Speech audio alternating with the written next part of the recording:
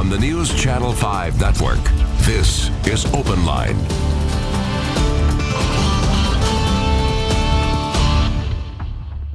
Hello everyone, welcome to OpenLine. Glad you're with us tonight. Good topic. We are talking about criminal justice reform. Now that can sound like a big issue that can be overwhelming, but we're really going to boil it down to focused on fixing errors in the criminal justice system. We want to hear from you, of course, but we have a great guest tonight. We're talking with former Assistant Commissioner with the Department of Correction, who is now a criminal justice consultant and has an interesting history in law enforcement. Happy to have with us Alisha James. Thank you. Thank you for having me. Yes, thanks for coming on. We appreciate it.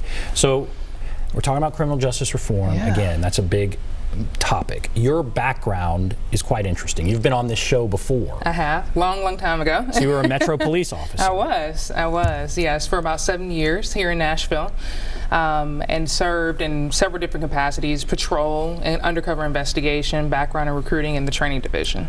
And why did you come on this show? You were on with Chief Surpass? I was on with Chief Surpass for the background and recruiting component of it. Okay. Yeah. And you went up to the White House. I did. I had a very unique opportunity, and I had just finished my master's degree, and the department didn't have enough money for training. And so, because I worked in background and recruiting, I thought, I should apply to be essentially a recruiter in the Office of Presidential Personnel up under the internship program. And I was selected, and Chief Surpass and the mayor also allowed me to go at that point and pay me as a police officer. So it was a really great experience. That is. Yeah.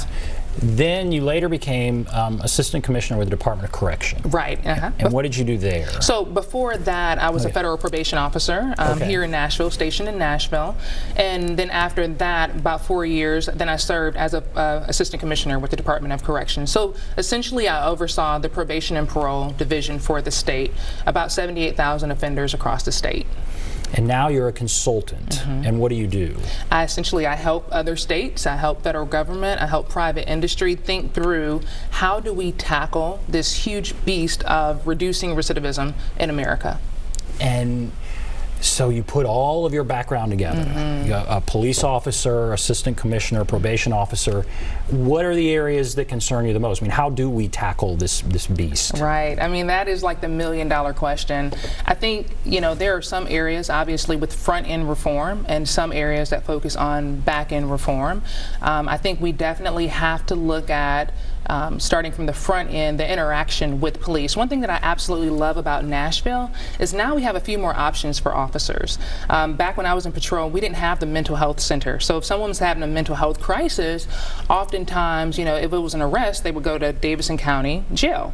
But now officers have another resource, and I think the more law enforcement looks at other resources and other available resources besides incarceration, then we're going to start to really see that tide shift. A lot of folks are incarcerated in our state right now for misdemeanor offenses pre-trial. So not even convicted. And so when you look at kind of how our system is running in Tennessee, I think it's a well-run system, but we can do better. From the local level all the way to the state level and obviously the federal level. A lot of people are incarcerated for misdemeanor offenses pre-trial. Does that mean they can't afford bond? Yeah, sometimes it's most of the time it's a bond issue. Yeah. And what do we need to do about that? So, I think that's disruptive, right? I mean, if you think about, depending on the charge, if you have a person, let's say, with a lower tier offense or a less criminal history, and they are given a risk and needs assessment that will assess essentially their risk to the community and the needs, identify needs for them to stay on the right track. And that risk and needs assessment indicates that that person is a low risk for, reoffending or harm to the community. At that point, I think we have to ask ourselves, do we want to keep this person incarcerated for a low-level crime, and that disrupts any education they may be receiving, or jobs, or maybe even housing? So I think when we talk about criminal justice reform, it's not just the fact or the impact of arrest. It is, what are we preventing the other important life issues or important life happenings? How are we preventing that person from continuing in that effort? Now, I'm all about accountability, and I wholeheartedly support law enforcement and police. I think that we can do a better job as a system, and I think that financially and fiscally is advantageous for us to look at our system a little bit differently. as a consultant, are people ready for this message? Are you hearing that, yeah, we have a problem, we need to change? Or are you hearing that, boy, I want to punish people, and crime is, people think it's up, and I mean, how open to this message are people in our states? Yeah, surprisingly enough, I would say most correctional leaders across the country, and I've had the pleasure of sitting in meetings talking to leaders all across the country, and even some international work, and they are ready. They realize that at 2.2 million people incarcerated and 4.4 million people are thereabout on community supervision, we have to start not only looking at our prison population and the cost of incarceration, but also how to allow people, or how to create this environment for people to be successful once they're paroled or placed on probation. So one thing that would be detrimental if we put everybody, we just release the jails and release the prisons and everybody's on community supervision. We have to take a rational approach. You can't take a machete to a problem where you really need a scalpel. And I think that we have some dynamic, wonderful leaders. We're very blessed in this state, I know, to have some very dynamic leaders who are ready for us to go down that road. Now the question is the community ready? Because, if folks are coming home, 95% of people are being released annually in this state. Are people ready and accepting and understanding that people who are returning from prison, they will need a job. They will need to go back to school. They may be your neighbor. They may be in the YMCA next to you. And really thinking about our interaction and embracing people who are returning from an incarcerated setting. So you think governments are ready? I mean, my question would be about special interests. Are there special interests who want to maintain the status quo, whether it be private prisons, whatever the case may be? Are there special interests that don't want to change things? And do you see that as a problem? One thing that I've been very impressed, or I guess optimistic about with private prisons is is starting to be a shift even in their language about continuum of care or community supervision or reentry efforts. So I think historically we have thought as a society, and I say we, like just taking my law enforcement hat off, the conversations that I hear is, related to private prisons are only looking to target one population or do business one way. I've sat down with leaders who are saying and realize we need to be more reentry focused. And for me, that is a positive. And I think we have to hear them out, of course, and see what efforts and what initiatives are developed. But government is stronger with private partnerships, I do believe. And regardless of, philosophical views on private prison or not, I think there are some partnerships that are important for the state to maintain and that we benefit overall. So you think government is ready for some sort of change? They see that we're incarcerating too many people. The question is the community. Are we? And I think everybody would say, yeah, I'm for criminal justice reform, but I think that's interesting what you're saying is that it's deeper than that. Are you okay with giving somebody a job? Or is that what you mean? And what do you think? Are we ready? Is the community ready? Or what does the community need to work on? Right. I definitely think it is a question of, are we ready? Are we ready for people not to be stigmatized by past mistakes? Again, I believe in driving accountability. I think that people who serve a sentence in the community can be held accountable by our strong and sharp probation and parole officers that we have at the state and local level. I also think that we have to, when funding comes up or the conversation about funding comes up, to staff appropriately. I think that as a community, we have to understand that need and to be in support of that. And I'm not saying that all government entities are overwhelmingly saying, yes, criminal justice reform is it. But I think, and I've seen and heard that the conversation has shifted, especially in the last 5 years. Governor Haslam was a huge supporter of criminal justice reform. As you probably know, he passed the Public Safety Act of 2016, and that piece of legislation really shifted the way we looked at the Department of Correction recidivism reduction strategies. And Governor Lee, in his State of the State last year, he even mentioned the focus on community supervision and the importance of justice reform. And so what do we need to be doing as a community? How can we be better at this? So yeah, government's doing some things, but what do we need to be doing? Yeah, that's a great question. So, folks have to realize that when people return to the community, the biggest barriers are education, and lack of employment, and lack of housing. We still have people that were returning to to society and being denied housing, right? Being denied employment, that a sustainable wage so that they can support their family. So I think on that front, just being open to the ideas of hiring someone maybe with a felony on their background, and of course you have to vet it and make sure that you know, I'm not telling business owners just to blindly go into this, but I think that we have to be more open-minded, and even mentorship. Our governor is really big on mentorship when people are incarcerated. Being incarcerated, removing someone from society, I mean, that's a really big deal. And did some people commit, you know, heinous crimes, and absolutely that 5% that will never come home, that average of 5% that will never come home, absolutely, and there's a prison bed for them. But I'm talking about that 95% that are coming out anyway. In our state, we have a 46% and a half recidivism rate, where people return back to prison within 3 years, and that could be prison or jail. But you know, just understanding that when someone is released from an incarcerated setting, they already have so many different hurdles. And so if we can be more open-minded and think about mentorship and the words that how we classify people, the denial that we may give, or the shame, they're coming home anyway. So why wouldn't we embrace them as a community? And I think, yeah, that's important. And so my next question then is, how do we do that? Yeah. So what's if you were going to sit down and tell people, here's what I saw, and we need to kind of turn the page on how we're thinking. Right. There are people that are scared. There are stigmas, that kind of thing. How do we turn the page? How does government help educate people, or how do churches help educate people?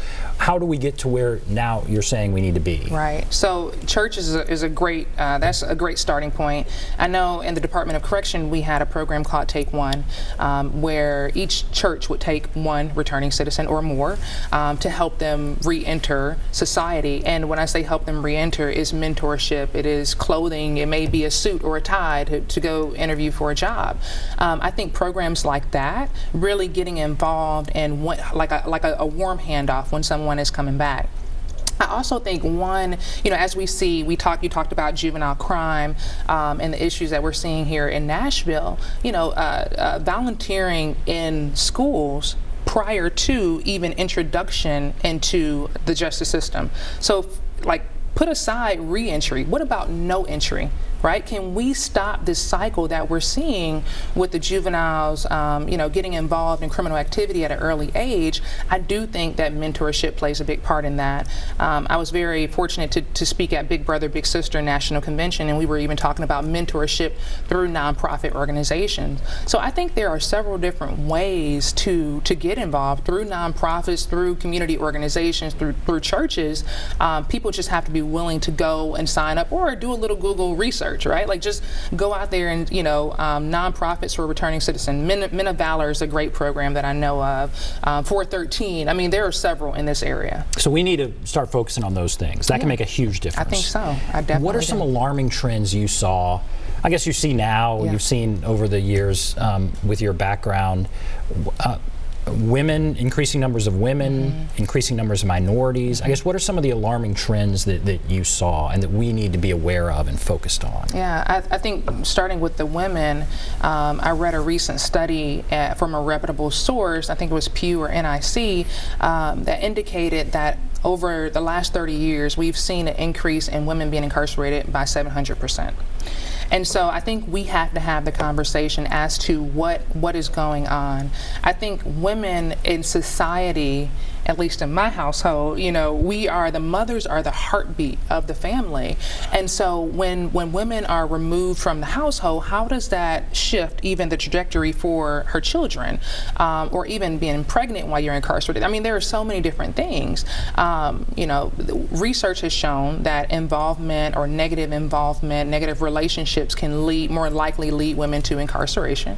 And so I think on the domestic violence front, more resources for women who are involved in estranged or strained relationships, for them to have resources would be another, a way for us to kind of tackle this problem, this multi-dimensional problem.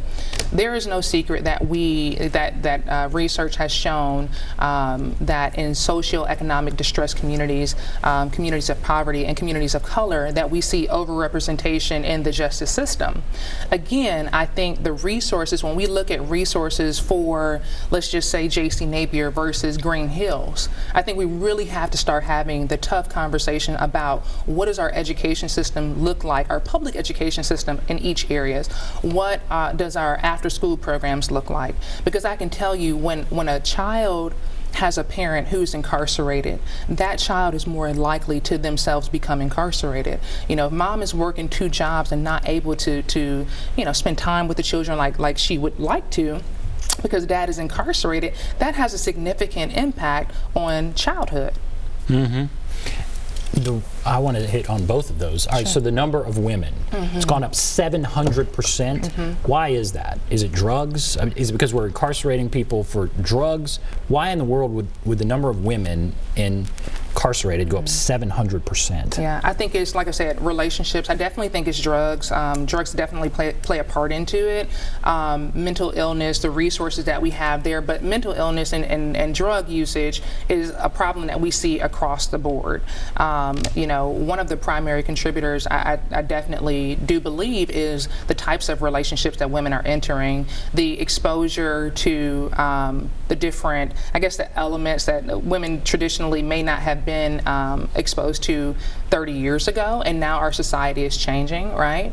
I think it's just an overarching that when you look at even our domestic violence rates and the issues that Metro Police have to deal with, thank God we have a strong police department and we have a strong domestic violence division that can filter through that. And I know there are other cities with that, but that is a huge problem in our city. That is a huge problem where women will get into situations through relationships that they otherwise may not have been into. And again, I'm not saying that some women don't go off and just commit crimes on their own. That's not what I'm suggesting. But I do think that we have to think about that component. We have to take a break. But then, okay, so you say domestic violence, and that is horrible and it infuriates me. And so my thought is, okay, let's lock up the men who are doing it. Yeah. And I don't know if that then puts us back into this cycle that we're talking about. But what do we do? Yeah, I think that there's definitely, so there are interventions, and there is a whole spectrum of interventions. Before a person is sentenced, judges have the discretion to allow them to go to different types of programs. You have day reporting centers that will offer different types of programs for specific types of crimes. And so I don't want to categorize, when you say domestic violence, there are different levels of domestic violence. There is verbal, there's physical, and so that person may have some trauma that they may need to work out and have, psychological or mental health treatment for themselves. So I don't think it's a broad brush, again, to just incarcerate all people for just any type of domestic related offense. But I definitely think that, we have to begin to build a system that singularly identifies the needs of the offender, whomever that suspect is, and then we work proactively to get them the needs, to get them the programs needed in order to shift, modify behavior. All right, we have to take a break. Okay. Reverend Fuzz, Jack, Johnny, hold on the line. If you want to call in, there's the number, 615-737-PLUS, 615-737-7587. We'll take a break, be back right after this.